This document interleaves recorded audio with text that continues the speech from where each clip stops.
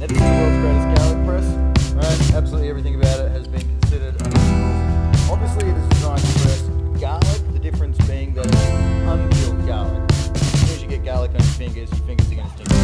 Right. So, the best way to learn is obviously by doing it.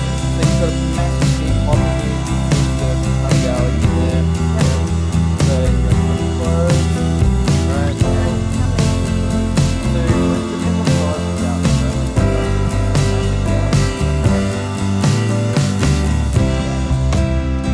So we're going to put in a bunch of them and then put it down into obviously it's over the top of the pan or a pot and it's ready to meal. Is there any trick with how you put the garlic in the size? Just try and get it in below there. I mean, I'm going crazy. Put it in there. Put the garlic and we're going to squeeze down. That's the problem. Put too much in it, it's never too far apart. We've got really long handles here. So 2 hands.